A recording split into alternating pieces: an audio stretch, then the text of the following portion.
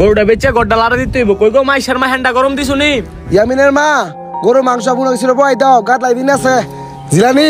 মাতবর সাহেব ধান খেতে নিয়ে দরকার ছিল না, বদলি পাইতাছি না তো মাতবর সাহেব। কেরে কাশেমানে আছে, কাশেমানে বসিয়ে রাখছি। তে তো একটা গরু কিনছে, এটা লয়ে সারাদিন ব্যস্ত থাকে। আরে কস কি সেদিকে গেছে বসে মাথা মঞ্চ টেনিছে মনে হেটে দা গোড়ে কিনছে রে। আব্বু তুমি এনে বসে রইছো? আরে বুত কেরে আমার যে 4 দিন পরে বার্থডে তোমার মনে আছে নি? হ্যাঁ আমার মনে আছে। আমি কিন্তু আমার সব বন্ধু বান্ধবরে কই রাখছি। সমস্যা নাই, গরু জবাই দিমু, গরু জবাই। যা তুই স্কুলে যা এখন। মনে রাখো আমি কিন্তু জমিদারের নাতি। ফানে গোটারে ধর আর ছাত্রে লইয়া গোড়ে দেখে গিয়া। কাশেম গরু আসত রে। আরে মাদবর সাহেব আপনি? আরে বড় কই তুই?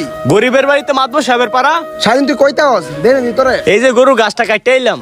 তুমি একটা গরু ফালস? হ মাদবর সাহেব আপনাকে দোয়া 6 মাস ধরে একটা গরু পালতাছি। ল গরু একটু দেখি। আপনাকে দোয়ায় মাদবর সাহেব গরুটা মোলটা তাজা ভালো হইছে। আয়েন গরুটা দেখেন। ঘরের ভিতরে ফালস? হ মাদবর সাহেব গরুটা একটু ফুংড়াইলে করতে বাইর করি না। তুই তো এবার কামের কাম করছত। আয় এবারে তোর লোক কথা আছে। হ মাদবর সাহেব গরুটা অনেক শখ করে ফালতাছি, অনেক যত্ন করে ফালি। নেন সেটাত বোন, সেটাত বইয়ে কথা কই। আরে কাশেম শোন, জিরে লাগাইলাম। হ্যাঁ মাদবর সাহেব। আমার তো জন্মদিন, তো গরুটা লাগবো আমার। তাইলে তো ভালো হয়, আমার ফুটটারে মুসলমানি করো, আমার গড্ডা লাড়া দিমু, টিয়া পয়সাও দরকার। গেছে বসে যে আমার তেমন যাচ্ছে নিছত, লাভে নিছত না, শুধু নিছত, কোন তুই কলি না। আরে মাদবর সাহেব কইতাছি কি 13 বছর কামলা দিছি ভাই, আমি কি 50,000 টাকা পাই না? কয় কি বেড়া তুই আমার খাইছত লইছত, আমার গাছ টেনে করে তাজা করছত, তুই আমার টেবার বুঝে দিবি না। মাদবর সাহেব এই জুলুম কইরেন না।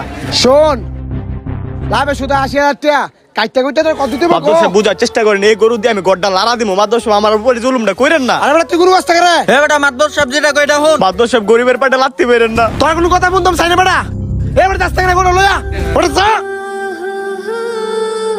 গরিবের পেটে লাথি না মারলে মনে হয় বড় লোকদের পেট ভরে না।